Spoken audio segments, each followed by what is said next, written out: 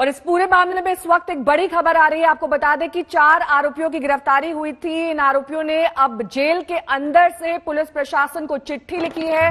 हाथरस मामले में आरोपियों ने एसपी को यह चिट्ठी भेजी है, जिसमें आरोपियों ने खुद को निर्दोष बताया है। आरोपियों ने चिट्ठी में यह लिखा कि पीड़ित लड़की के साथ उनकी दोस्ती थी, फोन पर उनकी बात होती थी, लेकिन पीड़िता के घर वालों को यह पसंद नहीं था। वारदात वाले दिन भी खेत में पीड़िता से मुलाकात हुई, लेकिन उसकी मां और भाई के कहने पर वो लोग यानी कि आरोपी अपने घर लौट गए। आरोपियों के मुताबिक गांव लौटने पर यह मालूम चला कि पीड़िता को उसके भाई और मां ने पीटा है और इल्जाम आरोपियों पर लगा दिया है। अब ये सारी डिटेल्स इस चिट्ठी में लिखी गई हैं और एसपी को ये चिट्ठी आरोपियों की तरफ से लिखी गई है। ये कहा जा रहा है आरोपियों की तरफ से कि उन्हें फंसाया जा रहा है, जबकि ऐसा नहीं है कि उन्होंने इस घिनौने कृत्य को अंजाम दिया है। हमारे संवाददाता कुमार अभिषेक तमाम जानकारी के साथ हमारे साथ जुड़ गए हैं। कुमार, ये जो बातें आरोपियों ने अपने इस पत्र में कही हैं, ये वो थ्योरी है जो लगातार सामने आई है और ये कहा गया है कि अगर पीड़िता के परिवार और जो आरोपी है उसके बीच फोन कॉल पर बात हो रही थी, यानी कहीं ना कहीं ये साबित होता है कि वो लोग पहले से एक दूसरे को जानते थे और बातचीत होती थी।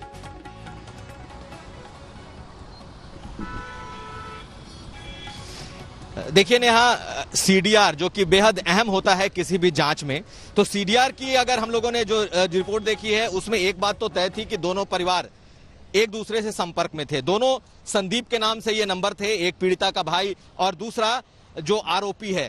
तो जो सीडीआर है 6 महीने की सीडीआर थी जो कि अक्टूबर से लेके मार्च तक का था, तो उसमें तो बिल्कुल ये साफ था। लेकिन अब ये एक नई चिट्ठी सामने आई है। दरअसल ये चिट्ठी जेल के भीतर से इन चारों आरोपियों ने हाथरस के एसपी को लिखी है और उन्होंने उसमें खुद को निर्दोष बताया है। तफसील से इस घटना की जानकारी दी है, लेकिन ये तमाम चीजें फिलहाल जांच एजेंसियों के पास जाएंगी। इस चिट्ठी के आधार पर किसी को निर्दोष या दोषी नहीं कहा जा सकता, लेकिन अब ये चिट्ठी भी इस जांच का हिस्सा हो सकती है। 3 दिन पहले जेल के भीतर जाकर के पुलिस वालों ने बकायदा मुलाकात की थी और इस जांच में इस जांच के दौरान ही मुलाकात भी की थी।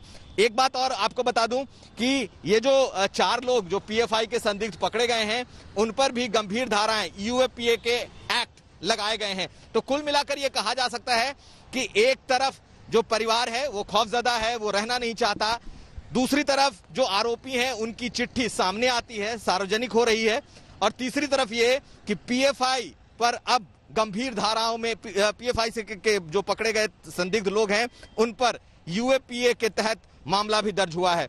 तो अभी ये मामला कुछ इस कदर बढ़ता जा रहा है। ठीक है, लौटूंगी मैं आपके पास। हमारे संवाददाता जितेंद्र बहादुर सिंह भी इस वक्त हाथरस से हमारे साथ जुड़े हैं। जितेंद्र, आपने कल भी पीड़िता के परिवार से बात करी थी और सीडीआर का हवाला दिया था। आपने कहा था कि पीड़िता के परिवार और संदीप जो कि आरोपी है उनके बीच बातचीत हो रही थी। अब संदीप और उसके 3 साथियों ने चिट्ठी लिखकर अपने आप को निर्दोष बताया है। उन्होंने कहा कि दरअसल लड़की को उसके मां और भाई ने ही पीटा था। हालांकि कॉल डिटेल्स को लेकर परिवार ने अपना रुख स्पष्ट कर दिया था आपको कल ही।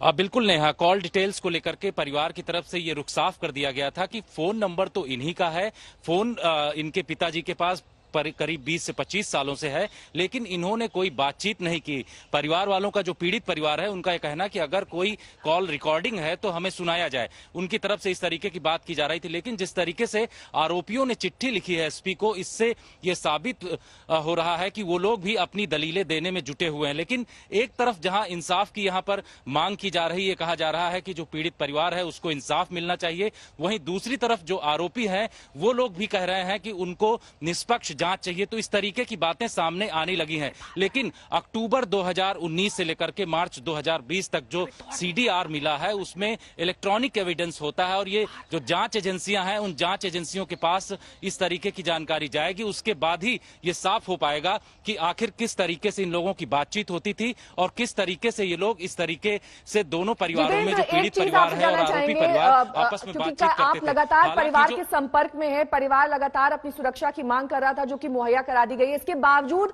परिवार गांव छोड़ने तक की बात कर रहा है। हालांकि ऐसा संभव नहीं, क्योंकि जांच अभी भी चल रही है, उनसे पूछताछ भी की जाएगी, एसआईटी को भी मोहलत दी गई है। ऐसे में क्यों ऐसा डर लग रहा है परिवार वालों को कि उन्हें गांव में नहीं रहना चाहिए, यहां वो असुरक्षित है? देखिए, परिवार वालों को इस बात का खौफ इस वक्त सता रहा है, क्योंकि जो आसपास के गांव हैं, चाहे ये बुलगढ़ी गांव है या फिर इसके अलावा दूसरी जगहों पर, कई जगहों पर पंचायतें हुई हैं। हालांकि जो प्रशासन है, जो यहाँ के एसडीएम है, उनसे हमारी बातचीत हुई। उनका ये कहना था कि ऐसी पंचायतों को रोका जा रहा है, ये पंचायत नहीं होनी चाहिए। तो परिवार वालों को इस तरीके की खबरें भी आ रही हैं, जिसके जरिए उनमें एक तरीके की आशंका व्याप्त हो रही है कि किस तरीके से वो लोग सुरक्षित रहेंगे। और इसी आशंका को दूर करते हुए यहाँ की जो लोकल प्रशासन है, उन्होंने सुरक्षा भी दी है, लेकिन जब तक भरोसा नहीं होगा परिवार वालों को कि उनको किस तरीके से सुरक्षा यहाँ पर दी जाएगी और किस तरीके से आगे वो लोग यहाँ पर सुरक्षित रहेंगे, तभी उन लोगों को इस सुरक्षा का एहसास भी होगा और वो अपने आप को यहाँ पर सुरक्षित महसूस करेंगे। जितेंद्र बहादुर सिंह हमारे साथ जुड़े हुए थे हाथरस ग्राउंड जीरो से। आपका बहुत बहुत शुक्रिया। कुमार अभिषेक, आपका भी बहुत बहुत शुक्रिया तमाम जानकारी के लिए।